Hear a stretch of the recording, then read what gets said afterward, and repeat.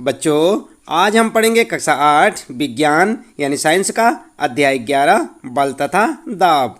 हम आपको बताएंगे बच्चों इस पाठ से संबंधित प्रश्नों के उत्तर अभ्यास प्रश्न उत्तर में। और सबसे पहला प्रश्न है यहाँ पर आपके लिए, धक्के या खिंचाव के द्वारा वस्तुओं की गति की अवस्था में परिवर्तन के दो उदाहरण दीजिए। तो आप क्या लिखेंगे उत्तर?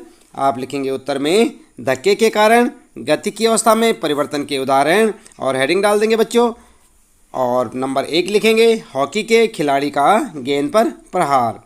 नंबर दूसरा, किसी बच्चे का टायर चलाते हुए गति बढ़ाने के लिए टायर पर लकड़ी से प्रहार। इसके बाद आता है फिर खिंचाव के कारण गति की अवस्था में परिवर्तन के उदाहरण। तो यहाँ पर आप हेडिंग डाल देंगे और नंबर 1 लिखेंगे कुएं से रस्सी को ऊपर खींचना और नंबर 2 धनुर्धर का तीर चलाना।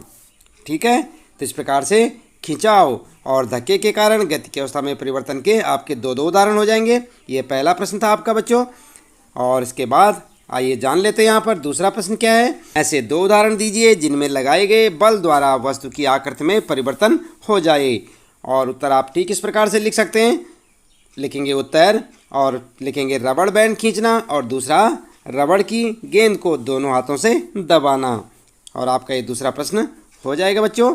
इसके बाद बात करते हैं तीसरा प्रश्न है यहाँ पर, निम्नलिखित कथनों में रिक्त स्थानों की पूर्ति कीजिए। और आप देख सकते हैं बच्चों, क्या है, कुएं से पानी निकालते समय हमें रस्सी को, और यहाँ पर रिक्त स्थान है इसे आपको भरना है पड़ता है। ठीक है, और इसी प्रकार से ख वाला आपके लिए एक आवेशित वस्तु अनावेशित वस्तु को करती है। क्या करती है यहाँ आपको लिखना है। इसके बाद है ग वाला, सामान से लदी ट्रॉली को चलाने के लिए हमें उसको, और यहाँ पर आपको भरना है फिर है पड़ता है। घ वाला है बच्चों, किसी चुंबक का उत्तरी ध्रुव दूसरे चुंबक के उत्तरी ध्रुव को, और यहाँ पर आपको भरना है करता है। ठीक है, तो यहाँ पर क्या क्या भरेंगे आप रिक्त स्थानों में। तो उत्तर आप देखें, क वाले में लिखेंगे खींचना, ख वाले में लिखेंगे आकर्षित, और ग वाले में लिखेंगे धक्का, और घ वाले में प्रतिकर्षित। ठीक है, और इस प्रकार से आपके रिक्त स्थान हो जाएंगे। इन्हें आप रिक्त स्थानों पर लिखेंगे। इसके बाद बच्चों चौथा प्रश्न है आपके लिए, एक धनुर्धर लक्ष्य पर निशाना साधते हुए अपने धनुष को खींचती है, तब वह तीर को छोड़ती है जो लक्ष्य की ओर बढ़ने लगता है। इस सूचना के आधार पर निम्नलिखित प्रकथनों में दिए गए शब्दों का उपयोग करके रिक्त स्थानों की पूर्ति कीजिए। तो यहाँ पर भी आपको रिक्त स्थान भरने हैं बच्चों, लेकिन यहाँ से देखकर भरने हैं जो आपके लिए यहाँ पर प्रकथन दे रखे हैं। आप देख रहे हैं यहाँ पर, इनको आपको सही प्रकथन को रिक्त स्थान में भरना है। तो यहाँ पर सबसे पहला आपके लिए क वाला, धनुष को खींचने के लिए धनुर्धर एक बल लगाती है जिसके कारण इसकी, और यहाँ पर आपको भरना है में परिवर्तन होता है। इसके बाद है ख वाला, धनुष को खींचने के लिए धनुर्धर द्वारा लगाया गया बल का उदाहरण है। तो यहाँ पर आपको भरना है, क्या भरना है अभी हम आपको बताएंगे बच्चों। और ग वाला है, तीर की गति की अवस्था में परिवर्तन के लिए उत्तरदायी बल है, और क्या है यहाँ आपको लिखना है। इसके बाद है घ वाला, जब तीर लक्ष्य की ओर गति करता है तो इस पर लगने वाला बल तथा वायु के, और यहाँ पर फिर से आपको भरना है 2 बार, यहाँ पर भरना है आपको दोनों जगह।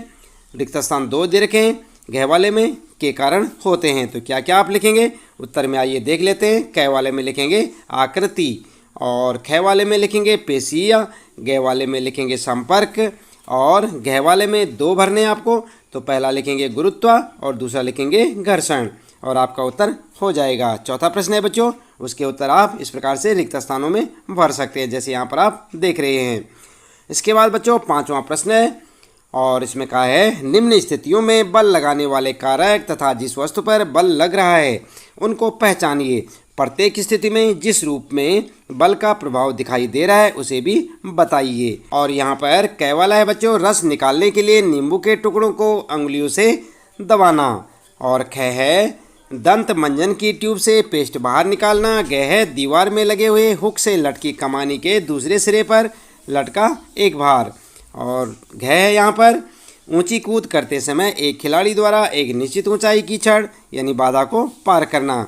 तो आपका उत्तर क्या होगा? उत्तर होगा आपका इस प्रकार से लिखेंगे। क में लिखेंगे रस निकालने के लिए नींबू के टुकड़ों को उंगलियों से दबाने के लिए बल लगाने वाला कारक मांसपेशीय यानी पेशीय बल है तथा बल नींबू पर लग रहा है। बल के प्रभाव से नींबू की आकृति में परिवर्तन से नींबू का रस निकलता है।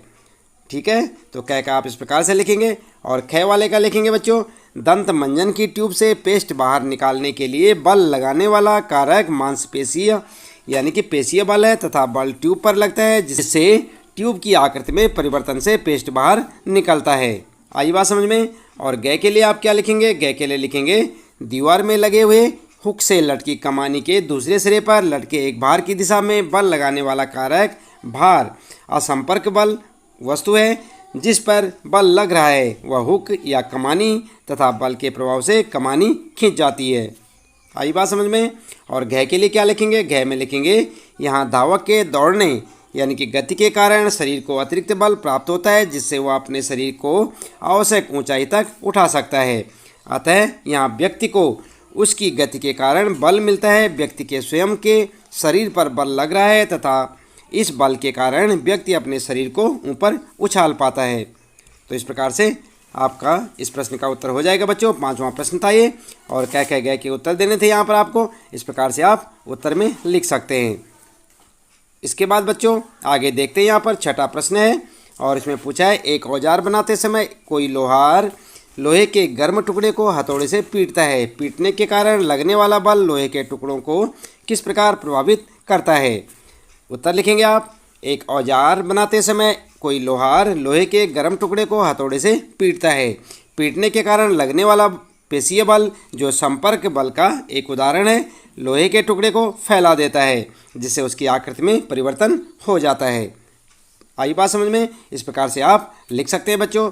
ये आपका 6ठा प्रश्न है और उसका उत्तर आता है। फिर आगे 7वां प्रश्न और इसमें कहा है एक फुलाए हुए गुब्बारे को संश्लिष्ट कपड़े के टुकड़े से रगड़कर एक दीवार पर दबाया गया।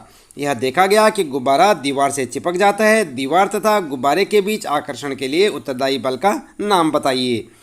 उत्तर लिखेंगे एक फुलाए हुए गुब्बारे को संश्लिष्ट कपड़े के टुकड़े से रगड़कर एक दीवार पर यदि दबाया जाता है तो वह दीवार से चिपक जाता है। इस दिशा में दीवार तथा गुब्बारे के बीच आकर्षण के लिए उत्तरदायी बल स्थिर वैद्युतीय बल असंपर्क बल है।